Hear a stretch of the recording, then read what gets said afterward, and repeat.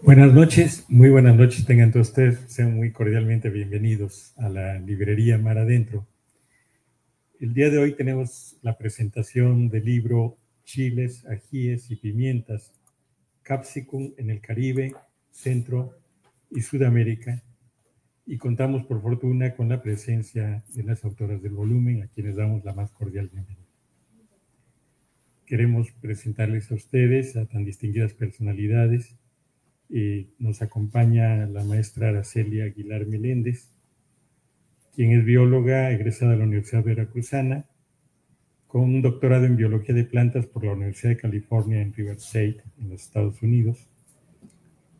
Ella estudia manejo, producción y uso diversificado de los chiles en diferentes ecosistemas de México multiétnico moderno. Practica la interdisciplina. También le interesa entender las relaciones del pasado entre los primeros pobladores y los chiles al comienzo del proceso de domesticación del capsicum en Mesoamérica. Editó Los chiles que le dan sabor al mundo y Chiles en México, historias, culturas y ambientes, que ganaron premios Gourmand en Francia. Bienvenida. Se encuentra también con nosotros la maestra Julia Starenka Güemes Rice. Ella es antropóloga con especialidad en lingüística por la Universidad Veracruzana. Cuenta con una especialidad en estudios de género y estudios de posgrado en literatura mexicana por la Universidad Veracruzana también. Es maestra en ciencias de la educación y doctorante de educación por la Universidad Iberoamericana ITESO, porque se trata de un doctorado interinstitucional. Actualmente se desempeña como docente en la Facultad de Antropología. Colabora activamente como evaluadora disciplinar del Comité de Artes y Humanidades de los CIES. Cuenta con distintas publicaciones, entre las que destacan Los pueblos indígenas de Veracruz, incluido en el Atlas Etnográfico editado por el INE en 2014, así como diversos artículos en la revista Topodrilo de la UAM Iztapalapa y en el terreno de la innovación educativa, con varias intervenciones en el portal de la red Innova Cesar. Bienvenida, maestra, también. No queremos dejar de mencionar que esta actividad forma parte del generoso ciclo de presentaciones de libros de gran importancia que presentamos puntualmente cada mes en colaboración con la editorial de la Universidad Veracruzana, a cuyo personal y directivos enviamos desde luego un caluroso saludo de agradecimiento. Le dejo el micrófono pues a las presentadoras del libro de hoy y escuchamos su conclusión.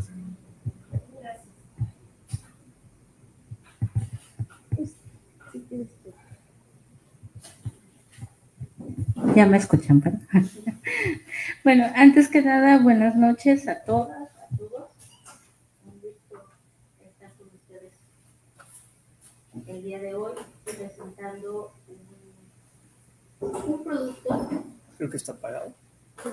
Y ya se oye ya. Ajá. Presentando el último producto de una serie de entregas, la tercera entrega de libros que ha coordinado la doctora Araceli Aguilar del Centro de Investigaciones Tropicales de la Universidad Veracruzana. Los anteriores, bueno, Chiles en México, Historias, Culturas y Ambientes, y Los chiles que le dan sabor al mundo, contribuciones multidisciplinarias, ambos que he tenido la oportunidad de leer, de conocer de cerca, y me da mucho gusto que ahora, bueno, Chiles, Ajís y Pimientas haya ido a dar un paseo por el Caribe, Centro y Sudamérica. Bueno, esta serie de investigaciones publicadas tiene sus inicios en 2018 y tiene la característica de que están redactadas con un lenguaje sencillo.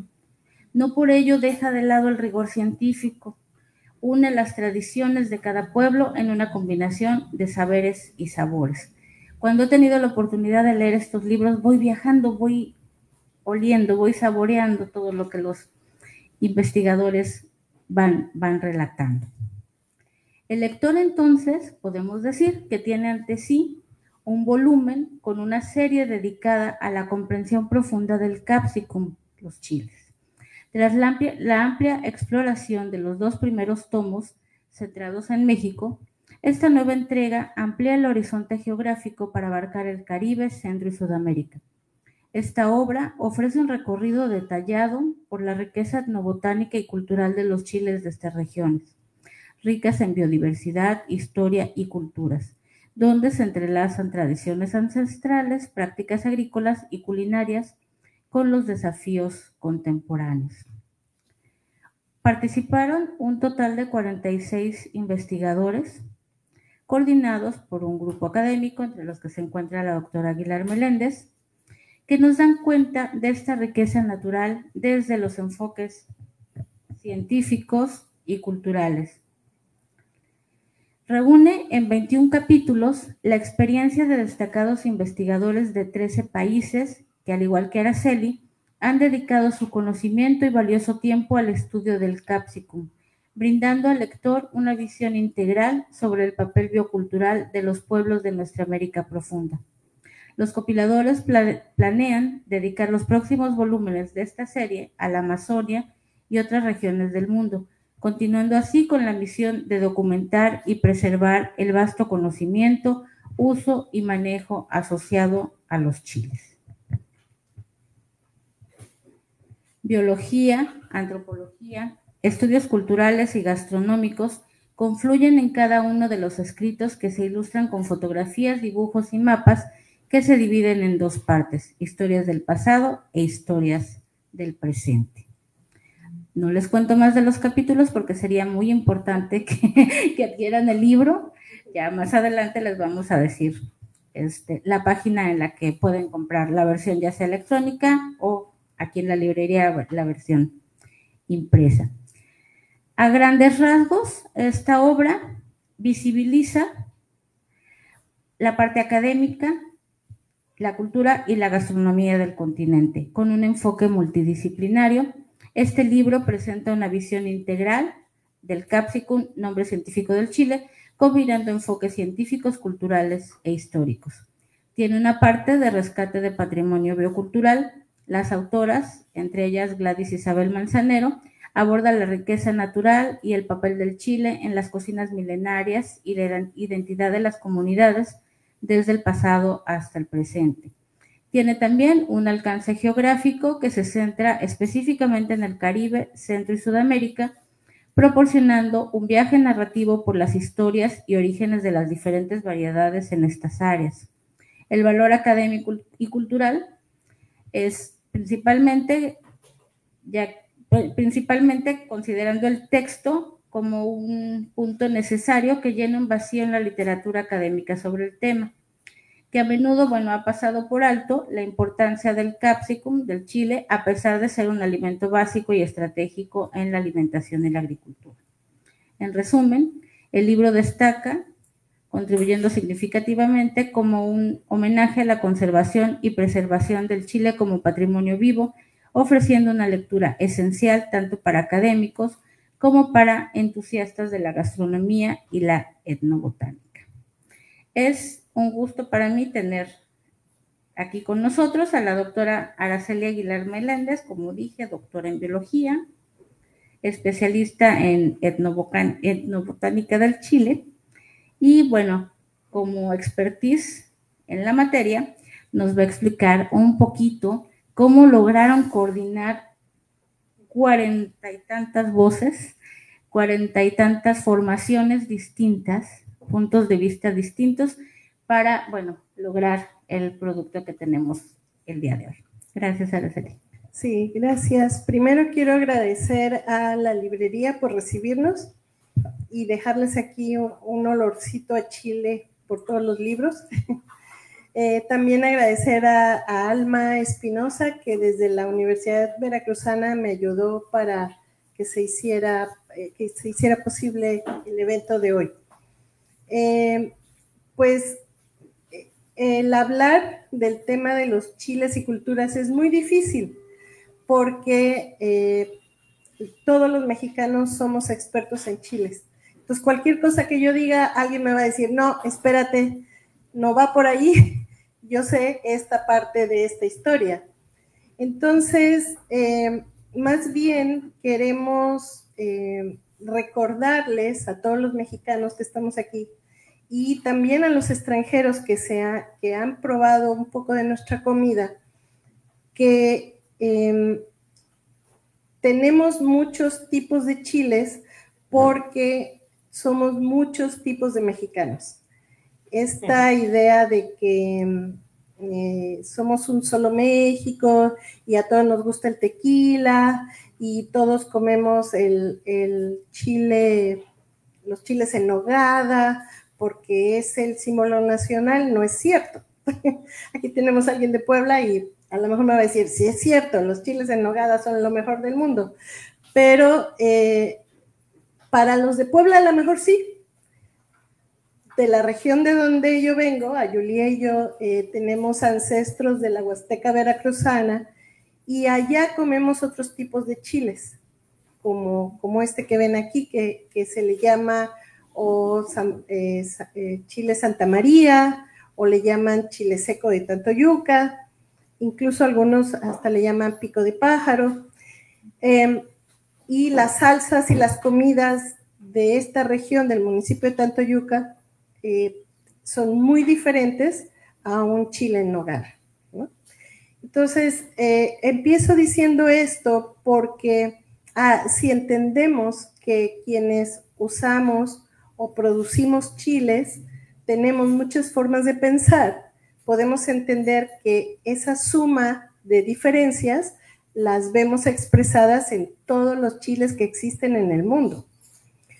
Y la intención de hacer este libro fue justamente sacar un poquito también ese orgullo mexicano de que aquí solamente tenemos los mejores chiles y decir también en otras partes del continente americano hay historias y hay chiles interesantes.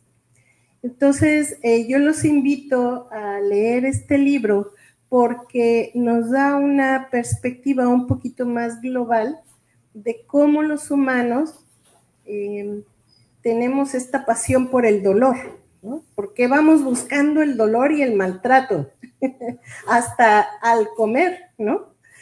Y digamos, esta rareza humana se ha convertido hoy en día en una gran diversidad de colores, sabores, historias, identidades, incluso de formas de resistir. Es muy interesante que en algunas partes de Sudamérica, como en Colombia o en Brasil, cuando uno le pregunta a algún guía de turistas si aquí se come chile, usualmente te dicen no.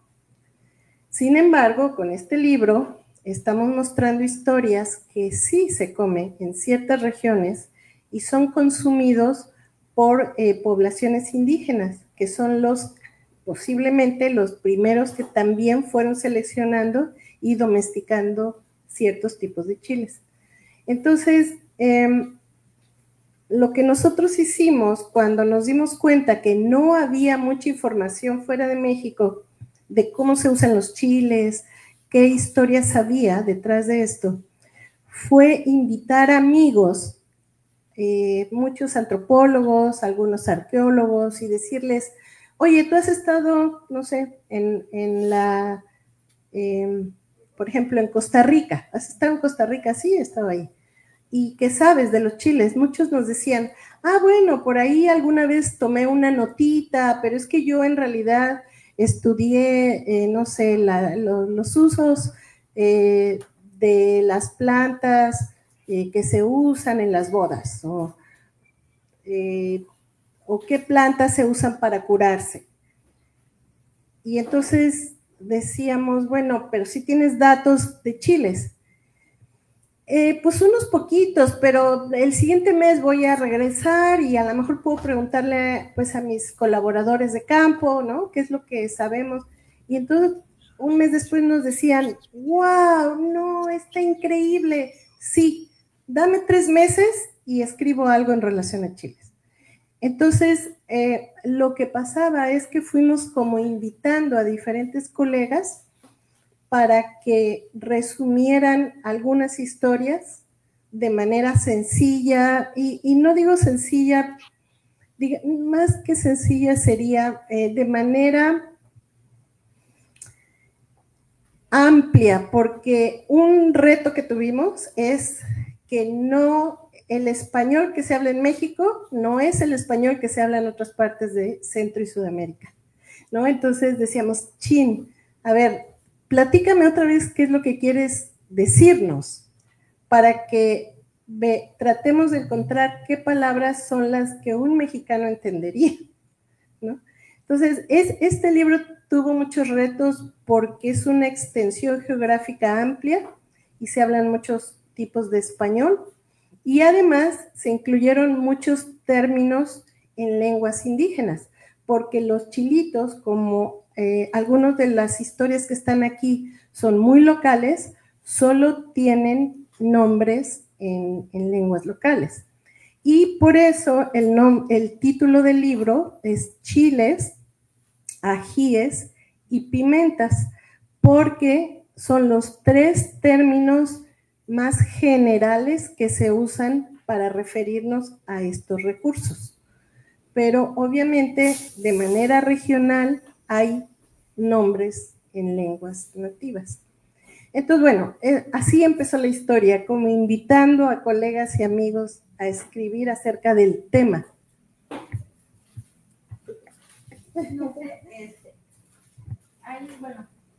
Bueno, hay una serie de capítulos. Una cosa con la que nos enfrentamos también a la hora de tratar de englobar un gran tema en un solo libro fue, a ver, ¿qué hay en común? Y lo único que encontramos es que había estudios del pasado y otros del presente.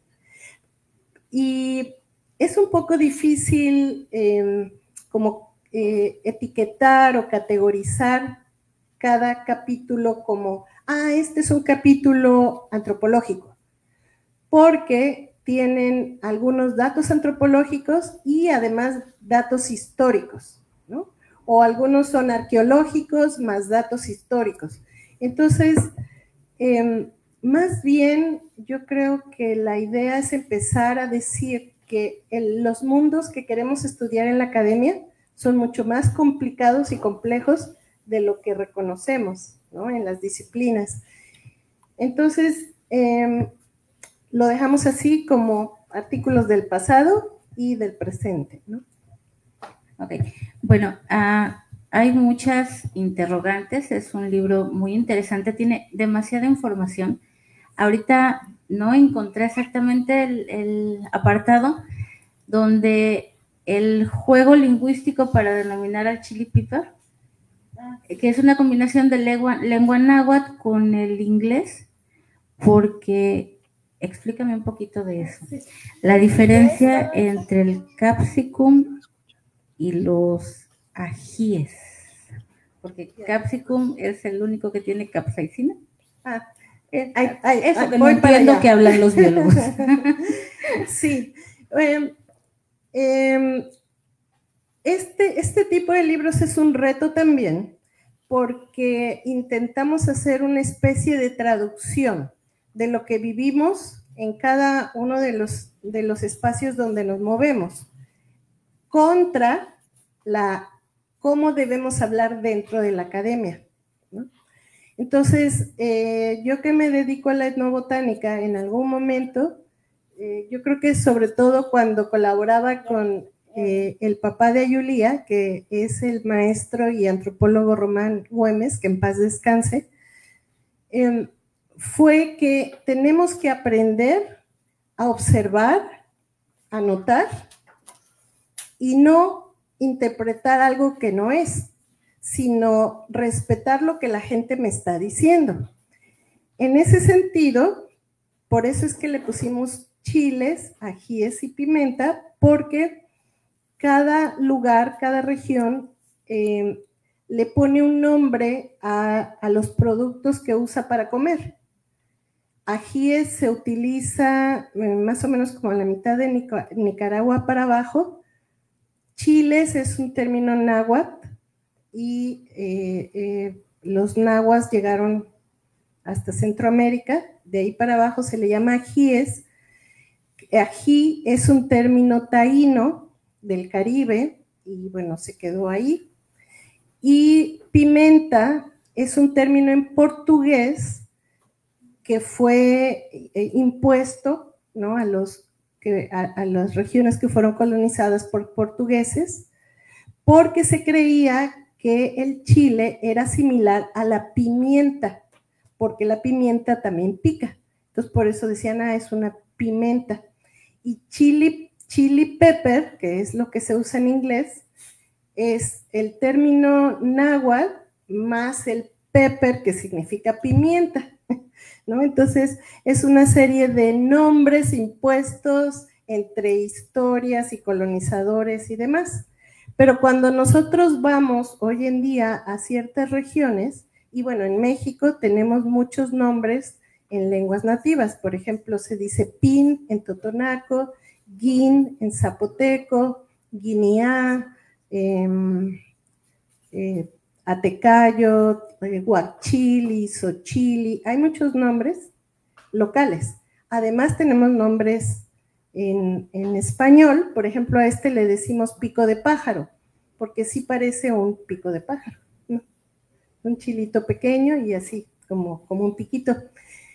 Entonces, los nombres que usamos en nuestra vida cotidiana, pues son correctos en nuestra vida cotidiana. No hay por qué corregirlos. Y los nombres que se usan en la academia son otros, y ahí es donde entra el nombre de capsicum, que es un nombre que se lo asignó Linneo en 1700 por allá, cuando empezó a decir, esto se llama así, esto se llama así, y es un término que viene del latín, que a nosotros no nos dice mucho, pero que significa que es una cápsula, y una cápsula es un fruto que no abre. Entonces, por ahí va todo el asunto de los nombres. Bueno, ya para terminar mi intervención, voy a hacer como que un recapitulado de lo que Araceli nos contó. En las historias del pasado, el libro, bueno, está dividido en las historias del pasado, las historias sobre el presente. Vamos a decir entonces que en las historias del pasado se encuentran los textos que están dedicados a los ajíes del antiguo Perú. Encontramos los casos arqueológicos y etnográficos del Capsicum de los Andes, del Cono Sur, donde el ají se consumía en la comida cotidiana y en el ritual del Tahuantinsuyo en el Perú. Tenemos también un estudio sobre los textos jesuitas sobre los ajíes y pimentas que elaboraron en las tierras bajas de Argentina. Y hay una pregunta capciosa: ¿en Argentina el chile pica o no? Bueno, de las historias del presente aborda temáticas como la etnobotánica de ajíes en Cuba, los usos y las tradiciones ancestrales de los chiles en Honduras, los del Congo, chiltoman, nacatamales de Nicaragua, los sabores y poderes del chile en Costa Rica, un platillo especial, el chirifijo, compuesto por chile, chicharrón, chimichurri y frijoles tiernos. También vemos por ahí que nos platican del uso del ají en una población que habitaba Costa Rica y Panamá y que llega hasta la cultura gundule panameña. También nos hablan que en Colombia se encuentra el guampirichá, un ají silvestre que es conocido porque solamente pueden consumirlo los hombres. El ají diablito y su importante significado biocultural en el Choco y en Santander, en el departamento del Cauca, así como de los ajíes en el suroccidente colombiano. También nos hablan que los ajíes forman parte no solamente de la comida, sino también de la memoria del páramo en los Andes venezolanos, y también forma parte importante de la alimentación en Ecuador. En Perú, un país donde los ajíes son esencia de su historia, Se habla también de su diversidad, erosión genética y conservación, de los criterios de selección, del manejo tradicional y del uso cultural en la Sierra Central peruana. En Bolivia, por ejemplo, se encuentra una salsa hecha con ajíes, tomate, cilantro, quiriña, cebolla y perejil de Brasil, el uso de la pimienta en la cocina de Río Grande del Norte, y bueno, finalmente una investigadora escribe sus experiencias gastronómicas en Argentina y sus maridajes de chiles y ajíes para no extrañar los sabores nacionales. Es entonces un libro rico en información, como les decía yo, demasiados datos para ser expuestos en un breve tiempo, pero bueno, que esperemos que con esta presentación adquieran el libro para conocer todas estas historias, donde además de todos estos datos encontraremos, percibiremos los sabores que nos demuestran que el chile pica y que bueno, siempre va a estar inerte a la identidad de cada pueblo que lo cultiva. Entonces, chiles, ajís y pimentas es, bueno, Capsicum en el Caribe, Centro y Sudamérica, coordinado, entre otras personalidades, por la doctora Araceli Aguilar. Es una coedición de IRD Editions y la editorial de la Universidad Veracruzana, y en 398 páginas nos invita de verdad a conocer toda esta fusión de la tradición y la academia, ¿no? Creo que fue un trabajo arduo, no me quiero imaginar lo que significa coordinar tantas voces distintas, tantas disciplinas distintas, e integrarlo en un lenguaje sencillo y que te invita sin duda a querer leer los dos tomos anteriores por si no los conocen, y bueno, nos hace esperar la cuarta entrega. Gracias, doctora. Pues no sé si tengan preguntas o quieran que iniciemos como un diálogo más fluido, porque claro, el tema es vasto, ¿no? Hay mucho que decir de esto. No sé. O podemos decir refranes. Sí, refranes. Chistes de Chile.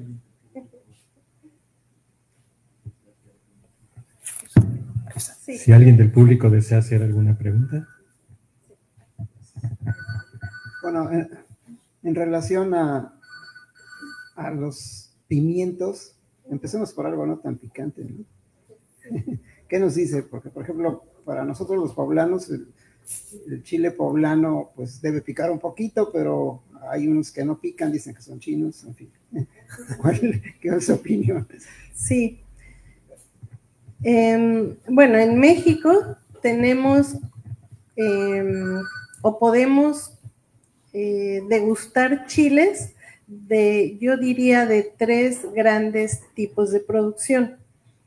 El primero es poblaciones pequeñas que tienen tipos de chiles como muy regionales y que se usan desde hace mucho tiempo en esa misma región para hacer sus comidas. Entre ellos están estos chilitos que yo traje aquí. Este de aquí es un chipotle o chile seco de la región de Colipa y Ecuautla y es un poco diferente a los chipotles que se producen en Chihuahua, por ejemplo. Entonces, ese es un tipo de producción. Se produce en el lugar y se consume en el lugar. Son producciones pequeñas. Usualmente, bueno, ahora ya salen.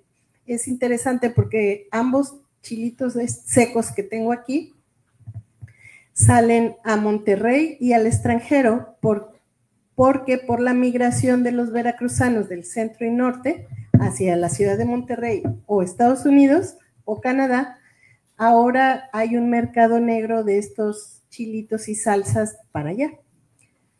El segundo tipo de producción es la producción con alta tecnología y muchos insumos químicos que se hace dentro del país. Y entre ellos yo creo que estarían muchos chiles poblanos. Y por eso algunos pican, otros no pican, porque depende de la semilla, del tratamiento que le haya dado el agricultor, del momento en que lo corta, etcétera, para que pique o no pique. Y el tercer tipo de producción, que ese es malo, ese tache, son todos los chiles que vienen de la India, de China, de Perú, que son importados, que no tienen aranceles y por eso cuestan mucho más baratos, pero que son de mala calidad para nosotros. ¿Por qué son de mala calidad?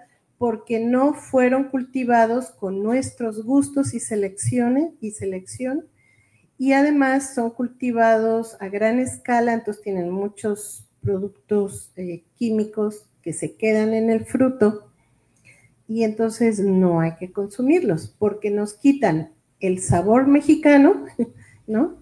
Y además estamos consumiendo un producto de mala calidad. Yo sé que a veces no hay dinero, o sea, en las familias tenemos de todo, a veces tenemos dinero, bueno, me compro mi chilito gourmet para hacerme una buena salsa macha en Jalapa, por ejemplo, o Córdoba. Y a veces decimos, bueno, es que no tengo mucho dinero, solo quiero 1 o 2 chilitos para ponerle al caldito y que sepa rico. Me voy a la semillera y los chiles más baratos pues son estos que vienen del extranjero. Bueno, pero tratemos de, o sea, ni modo, si hay que hacerlo se hace, pero tratar de evitar eso. Tratar de decir, bueno, a ver, mejor me compro un buen chile y en lugar de hacer una salsa, pues le echo un chilito a un caldo grande y me va a dar un sabor rico, ¿no? Entonces, lo que ocurre hoy en día es eso, que tenemos muchos chiles ya en los tianguis, mercados, supermercados, que no sabemos de dónde viene. Entonces, tenemos que empezar a exigir nosotros, los compradores, a ver, pero ¿de dónde viene? Muchos, la verdad, siguen siendo muy honestos y te dicen, ah, no, es que este chile es peruano, por eso se llama guajillo peruano. Entonces, a ver, ¿cómo que peruano? Sí, es que lo producen en Perú, nos lo venden en la central de abastos de la Ciudad de México y llega, en mi caso, a Jalapa, ¿no? Eso no hay que comprarlo. Entonces, si no lo compramos, los van a tener que quitar del mercado. Tenemos que comprar los guajillos nacionales que vienen de Zacatecas, ¿no? Entonces, lo que hay que hacer es empezar a informarnos y bueno, leer los libros, tal vez, comprarlo. Una buena opción. ¿Alguien más que quisiera participar, hacer algún comentario? Espero que haya respondido su pregunta, o era por otro lado. Hola, gracias por, bueno, por esos libros que sí me interesó un poquito por los primeros tomos. Sí. Un comentario más bien basado un tanto en el mole, ¿no? Que pues es esta fusión. Históricamente, pues se ha dicho en el discurso que es por representativo del mestizaje y de toda esta fusión de las especies de Asia, los chiles, pues de lo que actualmente es México, ¿no? El sazón también de Europa y toda esta mezcla que implica. Bueno, ya en algunas ciertas conferencias también con investigadores, pues dicen, no, el mole es prehispánico porque pues es de la propia palabra mole, ¿no? Que es una salsa prácticamente. Y pues ya esta mezcla de chiles, esta mezcla de especias, de elementos que para el consumo humano prácticamente pues ha estado presente. Y que sí, ya con el periodo virreinal pues ya le han puesto su sazón, ¿no? Al mole. En referencia a esas circunstancias, en cierto trabajo de campo en la región de Papantla, que es región totonaca, ¿no? Ahí los principales cultivos son la vainilla, la pimienta, el chile seco, el chile de mole, que es allá le llaman el chilchote, que es prácticamente lo que conocemos como chile jalapeño también, que también es algo cultural ya del siglo XX. Y me he dado cuenta un tanto que en ciertas regiones, en ciertas poblaciones que son mestizas de comunidades que vienen de la Sierra Norte de Puebla, de poblaciones un tanto de entre españoles, italianos que también han llegado a esta región, pues cuando te invitan un mole es un mole dulce. Y cuando te vas a una comunidad propiamente indígena es un mole picante, ¿no? Y ahí pues es una Aunque es un municipio que sí es muy grande en Veracruz, también hay ese mosaico de sabores, ¿no? Ese matiz, y es muy interesante también. En algún momento me gustaría hacer como un registro geográfico de los moles, al menos de esa región, porque ya te da una presentación de diferentes gustos, y también que yo de esa región, todas las personas dicen, el mole es muy picante. Cuando te vas a Jalapa, le ponen azúcar o piloncillo para ese mole, ¿no? En este sentido, una de mis conclusiones es de que ahí podemos identificar los asentamientos propiamente, por ejemplo, por así decirlo, europeos, tanto españoles, donde se identifican por sus moles, por así decirlo, y entre otros guisos prácticamente. Pero esta geografía ya no una geografía de las plantas, una geografía de los chiles y de los moles, creo que también hace falta todavía. Pues en México el platillo también, aparte del chile en nogada, pues es el mole, el platillo representativo, por así decirlo, y pues también tiene sus matices y también sus respectivas connotaciones históricas, porque vas a varios lugares de la República y pues te dicen un chile jalapeño, pero también tiene su implicación porque se enlataban en Jalapa prácticamente. Ahí estaba la fábrica, ¿no?, que los enlataba, y de ahí se distribuían a toda la República, y ya culturalmente identificamos que es un chile jalapeño en este sentido. Y pues un mole pues tiene diferentes tipos de chiles. Y nada más eso, mi comentario de que gracias a estos libros, a esta identificación geográfica y de nombres incluso, pues también nos dan un registro histórico, antropológico de gustos y de lo que se produce también en regiones particulares, como en este caso de Papantla, del municipio, y también les agradezco en ese sentido esa labor de este producto tan representativo en México. Gracias. Sí, gracias. Pues ya estás aceptado en la maestría. Vente, vas a estudiar moles a partir de enero. ¿Alguien más que quisiera hacer algún comentario? También. Sí, está padrísimo eso de los moles, ¿ves? Ya tienes nueva maestría. No, yo, por ejemplo, igual, me gusta, o sea, me llamó la atención el título porque creo que también, bueno, mi comentario es como el impacto sociocultural que tiene un alimento en la identidad de una cultura, ¿no? Como México. Entonces, hace mucho tiempo yo decía, bueno, me creía que México, así como que solo en México comían picante, ¿no? Entonces, cuando uno sale y dice, no, pues es que no solo México. Entonces, me llama la atención por eso las historias de que hayan mapeado, ¿no? En diferentes partes de América, como dónde hay chile, o sea, dónde hay chile, dónde se cultiva, y también que cada uno tiene como su identidad y como sus rasgos, ¿no? Y formas de preparar. Entonces, eso también creo que es muy bonito que liguen, no solo, o sea, como la fusión que hay entre el producto, no, o sea, la materia prima, con todo el impacto que puede tener en cómo nos caracterizamos, ¿no? Porque yo lo que pienso es, vas a otro lugar y a los mexicanos nos tienen bien estandarizados, ¿no? Todos comen picante, ¿no? Así, todos. Y pues mentira, ¿no? No, el chile habanero, por ejemplo, pica muchísimo.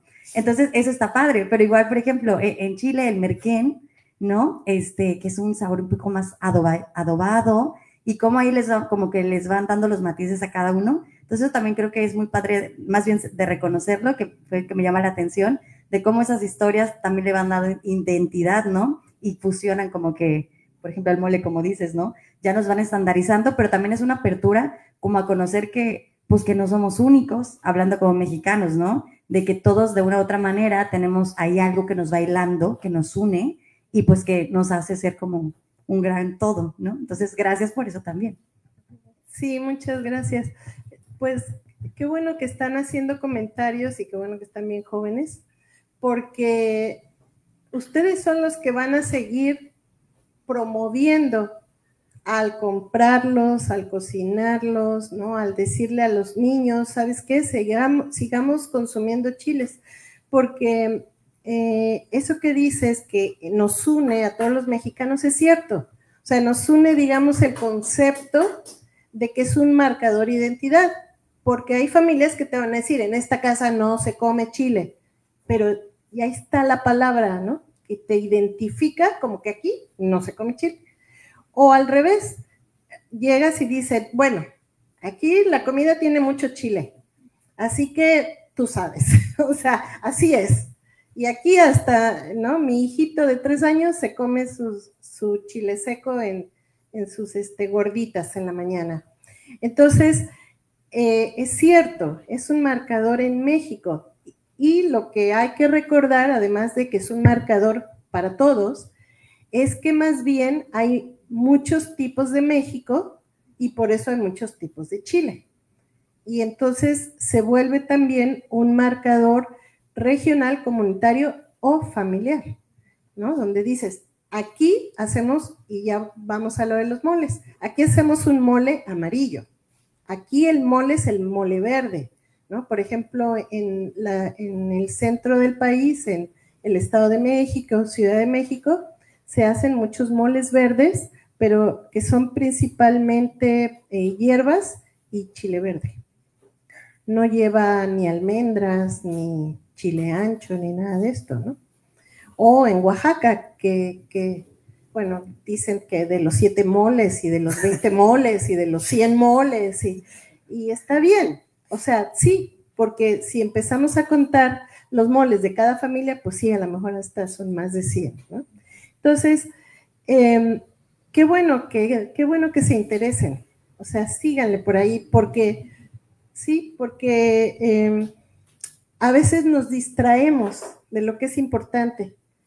Y yo creo que lo que es importante es recordar que México es un país muy rico en recursos y en personas. Entonces tenemos que mantener esa conexión entre quiénes somos y lo que estamos consumiendo todos los días, ¿no? Entonces, bueno, sí. Claro, por supuesto. Más que ya me piqué, ya me enchilé, ¿no?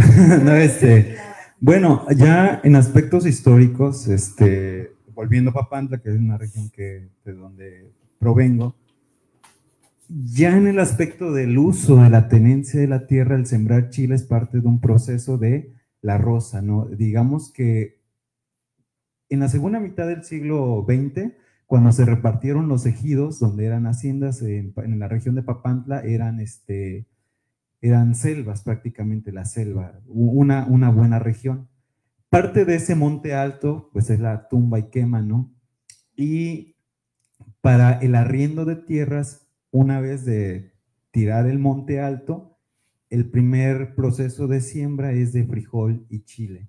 Y bueno, y hay historias de 1940, 1950, 60 de familias que iban a obtener su ingreso en los grandes chilares, no iban a la cosecha del chile, pero eso quería decir que ese terreno solo iba a funcionar como milpa durante 2 años, porque era parte del proceso de la siembra de pasto, de esos pastos de las extensiones del ganado, que fue el auge papanteco de la ganadería hacia 1980, pero también de la preparación de los terrenos para los pozos petroleros, que es la región Poza Rica, ¿no? Y estos deslindes de Pemex que estaban buscando pozos petroleros.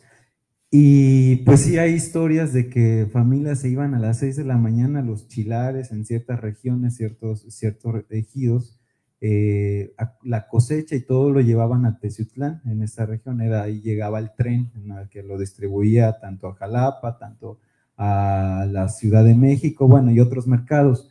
Pero eso también marca una coyuntura histórica, la llegada ahora sí que de los grandes cultivos de Chile, porque se termina la selva papanteca, la selva totonaca, es ya los acahuales, porque también se termina la vainilla.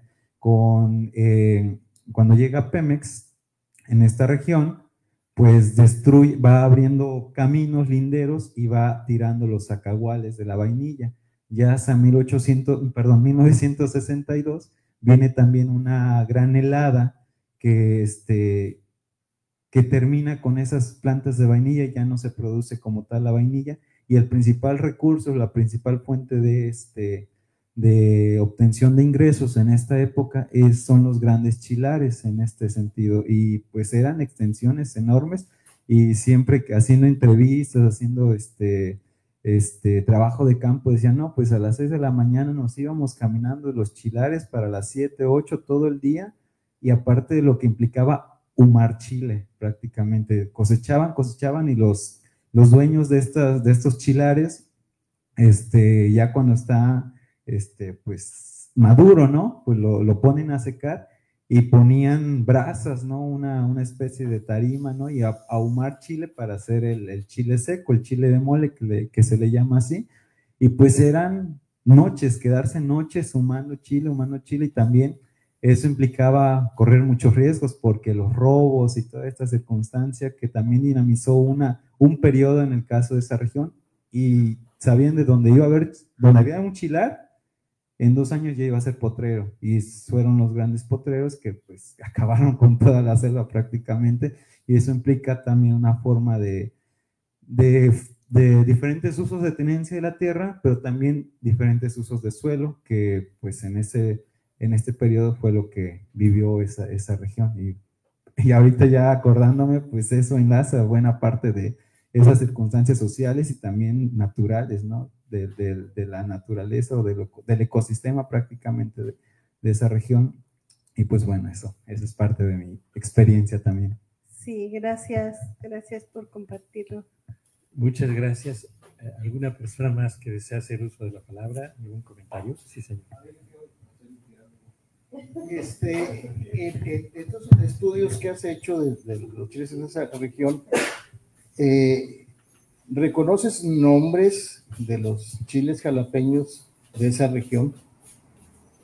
La pregunta es porque ella me obligó a revisar la genética y los marcadores moleculares del chile, y encontré que la mayor parte de los chiles jalapeños que se cultivan a nivel comercial grande, digamos, todos los chiles de Chihuahua, los jalapeños de Chihuahua, tuvieron su origen en investigaciones de lo que ahora es el INIFAP, que en aquel entonces era el INIA, el Instituto Nacional de Investigaciones Agrícolas, y que su programa de mejoramiento de chile jalapeño, se basó básicamente en 2 tipos de jalapeños, y uno de ellos es el espinalteco, y que me supongo que sí sabes.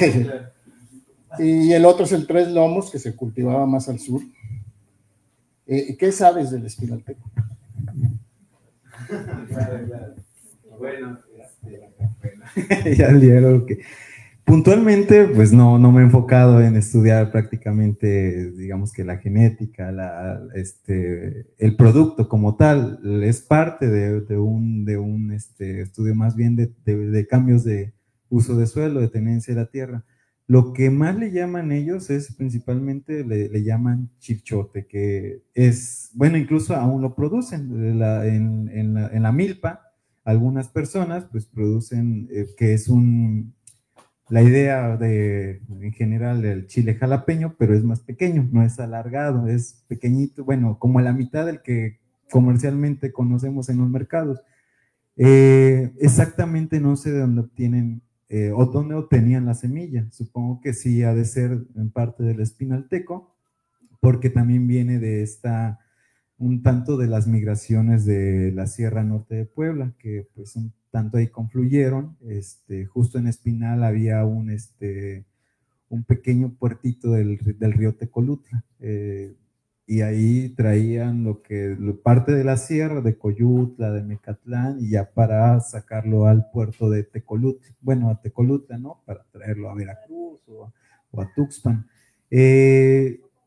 Exactamente, pues sí, no sé de dónde era esa semilla originaria, pero probablemente pues es de lo que usted ha encontrado más como el espinalteco. Hay un documental que se llama La Fiesta del Señor Santiago en una comunidad de Papantla. Es de 1980, que produjo el INI, perdón, el Instituto Nacional Indigenista, y ahí exponen varios campesinos de cómo es cuál es el tipo de chile que es parte de una de sus actividades, muestran la imagen, ahí ya a lo mejor con la imagen ya podría tener más una idea más acercada en esto. Está en YouTube, bueno, ya estoy haciendo propaganda también, pero en este sentido está en de acceso gratuito y creo que ella puede acercarnos visualmente y darnos una idea, ustedes en este caso que ya tienen más acercamiento de estos aspectos más biológicos, pero lo que yo sí puedo decirles es esta vivencia prácticamente de la cosecha de un chile que lo ponían a secar para exportarlo, bueno, más que exportarlo, llevarlo a Teciutlán, que ahí estaban digamos que se compraba porque ahí llegaba el ferrocarril en esta época también, y también lo sacaban a Gutiérrez Zamora, lo que es prácticamente Tecolutla. Pero voy a tomarlo como tarea para preguntar, incluso traer algún producto para que ustedes ya lo identifiquen, pero gracias por esa acotación.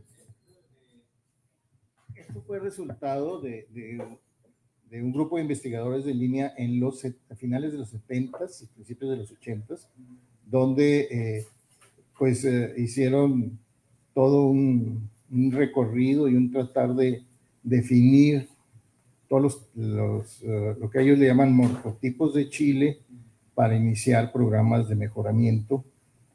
Y en el caso de los jalapeños, iniciaron el programa de mejoramiento nada más con esos 2 chiles que te comento. O sea, casi todos los chiles así, jalapeños grandotes que producen en Chihuahua, en Zacatecas, provienen de esos 2. Muy bien, ¿alguien más? Sí, perdón, yo quería hacer Perdón, es que ahorita como pensando, me quedé pensando en lo que mencionó de que, o sea, cómo nos podemos unir como mexicanos, ¿no? El producto del chile, pero yo justo lo estaba pensando también a nivel como macro, como en el sentido intercultural, ¿no? Al final es un producto que también puede unir otras culturas, regiones y países. Y me saltó la pregunta, en sus relatos, ¿encontraron algún elemento que más bien arraigado como a la cualidad de la persona que consume el chile? Porque, por ejemplo, en México, ¿no? Si comes chile eres súper valiente, pues es que pica un buen, ¿no? O eres chingón, o también como un poco esta connotación cultural.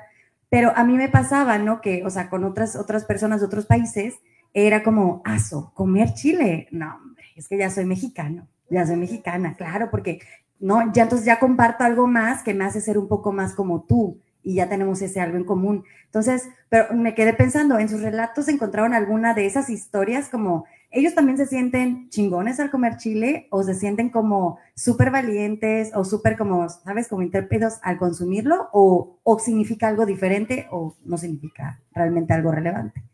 Sí, gracias por tu pregunta, está interesante. Imagínate qué chingona soy, que no solo lo como, lo estudio. Bueno, no, eso no es cierto, es una broma. Sí, fíjate que tu pregunta es muy interesante y yo creo, aquí vamos a preguntarle a Julia porque ella es más antropóloga que yo. Ella es antropóloga, yo soy bióloga, bueno, etnobotánica. Mi interpretación de lo que he observado, bueno, sí hay una historia aquí, nada más que ahorita no me acuerdo cuál es. Entonces, bueno, la que solo los hombres comen, pero me parece que hay otra. Y bueno, sí sé que una colombiana de la cultura nasa, ahí el comer chile es algo malo. Entonces, bueno, ciertamente cada cultura tiene un significado de lo que es bueno y de lo que es malo. Y en cada cultura es diferente. Y en las familias también, ¿no? Hay familias que dicen, no, a los niños chiquitos no le des chile porque se va a enfermar. Y hay familias que dicen, no, aquí todos comemos chiles desde chiquitos porque eso nos hace fuertes. De hecho, en diferentes comunidades mesoamericanas hay la idea de que el chile nos da la fuerza. Con nahuas de la Huasteca lo han expresado, lo leí también con, bueno, lo asocian con se me fue el término. Sí, pero es más bien que da la fuerza, que es parte de nuestra sangre, ya me acordé. El chumel de los chapanecos, que que es parte de nuestra sangre. O sea, el comer chile nos hace más fuertes. Entonces es una cosmovisión única y eso creo que también se ha trasladado a lo moderno, ¿no? Donde hay poblaciones, y lo hablábamos hace rato, ¿no? De que ahora hay hasta películas y videos donde el más fuerte y más chingón es el que come más chile. Entonces, como que es la interpretación de si es bueno o malo depende de la familia, de la cultura, pero ciertamente con el chile sí hay una asociación en diferentes culturas de que es algo de hombres, algo de personas fuertes, de machos. Y lo que sí es muy interesante es que para los hombres en los territorios donde yo he estudiado, que son principalmente territorios mesoamericanos, Oaxaca, Chiapas, Tabasco, Península Yucatán, Veracruz, el chile es dinero para los hombres y para las mujeres es una planta que se tiene en las huertas o en los traspatios porque digamos, es algo más íntimo, es de nosotras, es para que nosotras podamos expresar sabores, sentimientos, lo que queramos a la familia o a en una fiesta.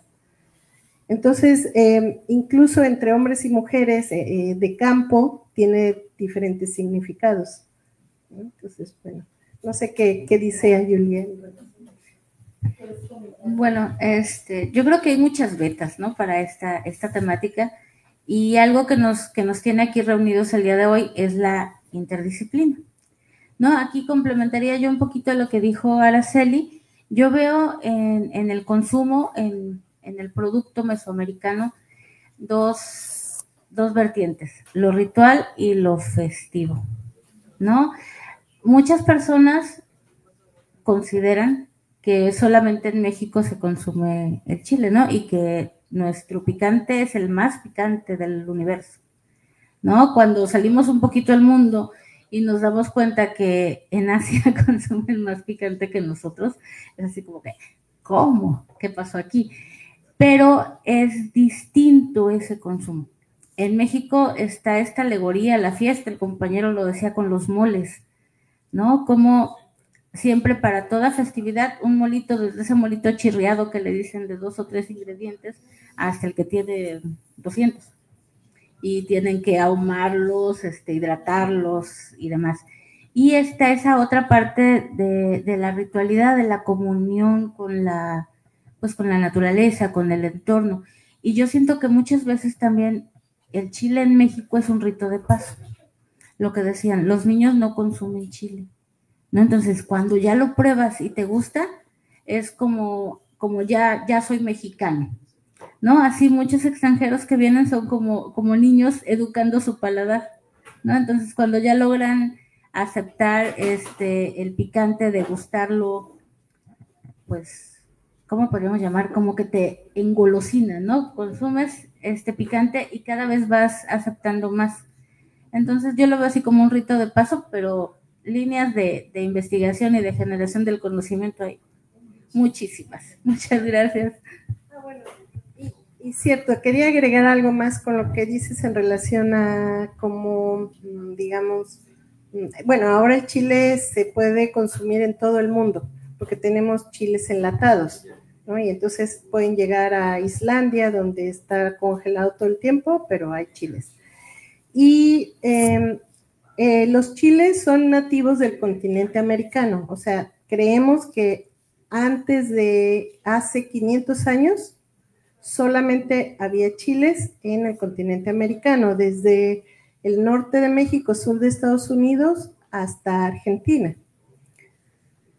Una vez que se hace este intercambio de plantas a nivel mundial, o el gran intercambio de plantas, porque yo creo que todos los humanos somos muy curiosos, ¿no? Y siempre nos robamos una semillita para ver si se da en mi casa, ¿no? O nos robamos alguna fruta para ver si la podemos cocinar. Pero bueno, hace 500 años hay este gran intercambio de plantas y se van al resto del mundo. Y ahí lo interesante es que ciertas regiones le quitan lo picoso, como en Europa, ¿no? Que vuelven estos pimientos casi que no pican, ¿no? O más picosos como en Asia, ¿no? Ahora la comida tailandesa no se concibe sin chile. Sin embargo, hace 500 años no había chiles allá. Entonces, es todo un reto estudiar estos procesos del pasado porque pues no somos adivinos, no tenemos el túnel del tiempo y no podemos tener una certeza, pero a través de evidencias indirectas vamos haciendo, ¿no?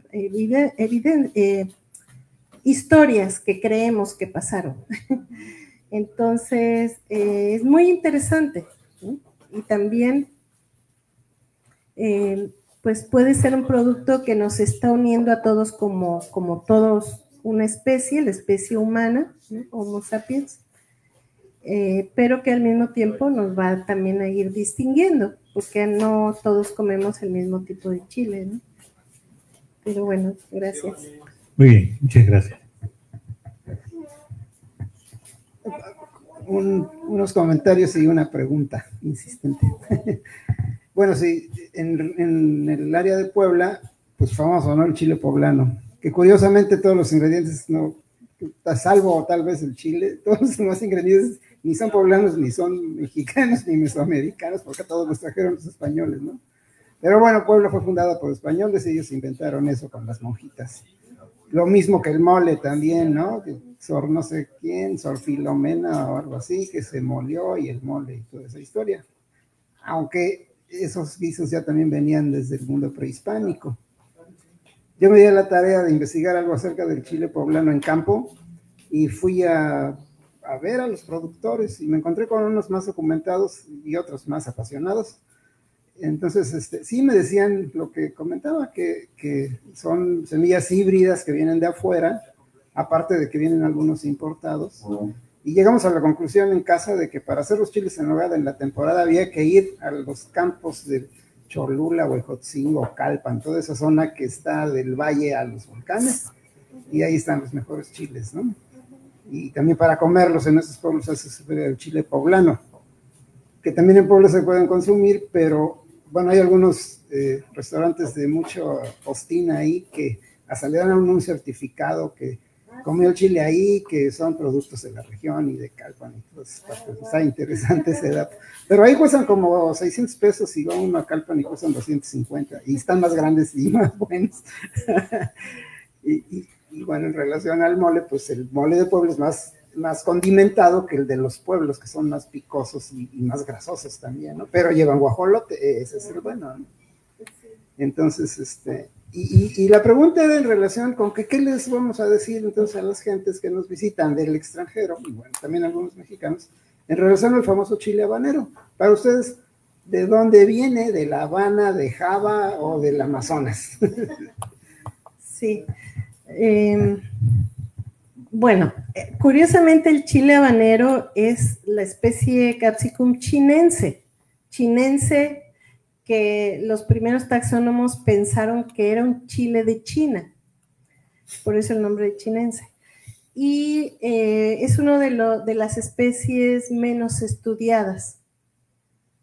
Entonces, digamos que en base a lo que hoy sabemos, es muy probable que se haya domesticado, que su origen como un chile domesticado haya sido entre Perú, Bolivia, Brasil, no sabemos exactamente. Lo que sí sabemos es que es de tierras bajas, eso sí, o sea, no se dio en las montañas, se dio en tierras bajas. Y se cree que llega a México hace 200 o 300 años y ahora en la península pues tienen denominación de origen, que es una cosa más como política, ¿no?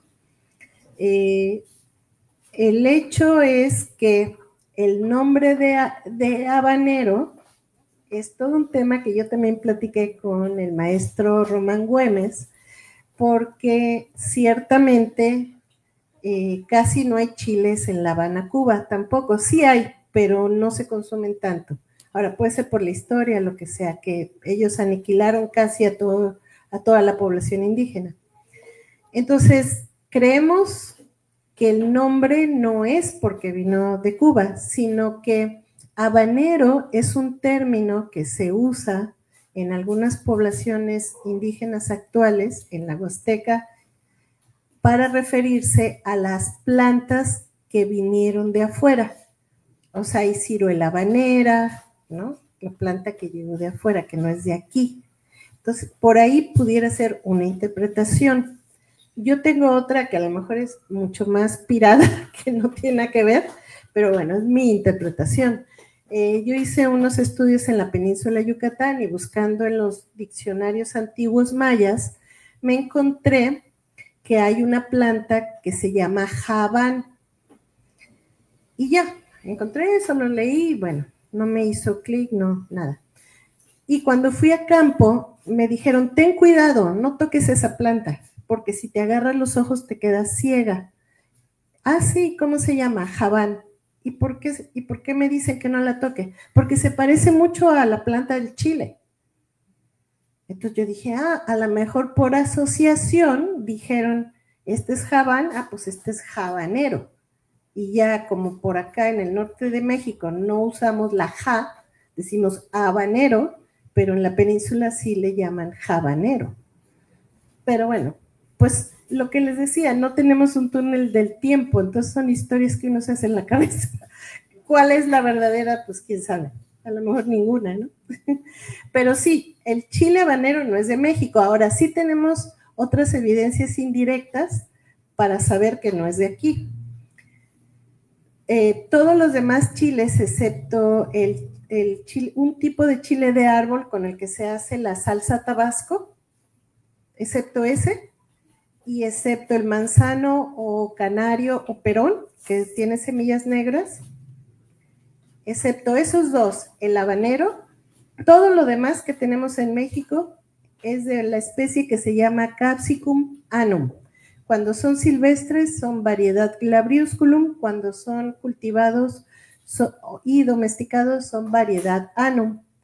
Entonces tenemos una gran diversidad de esos. Ahí están todos, el pimiento morrón que no pica, el poblano, jalapeño, chile de agua, el guacle, todos los que se le ocurran. Otros tipos de chile de árbol, chiltepine, chilpaya, mash, etc.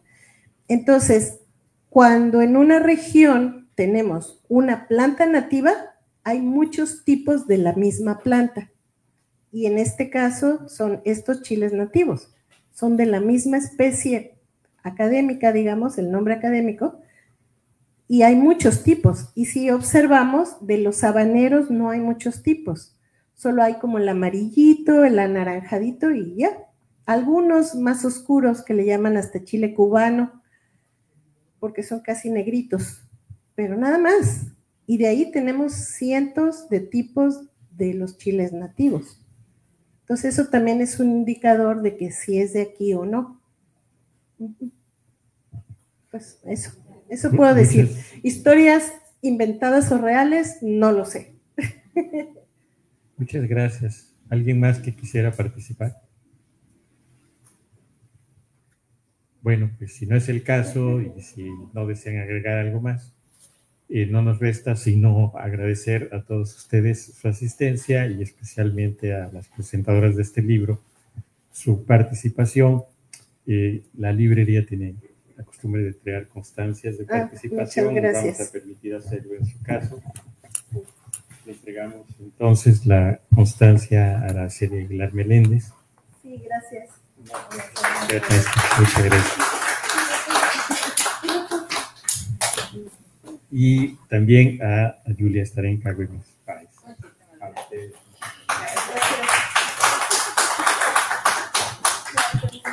Pues gracias a la librería por tenernos hoy aquí. Gracias. A ustedes por venir, muy amables. Muchas gracias. Buenas noches.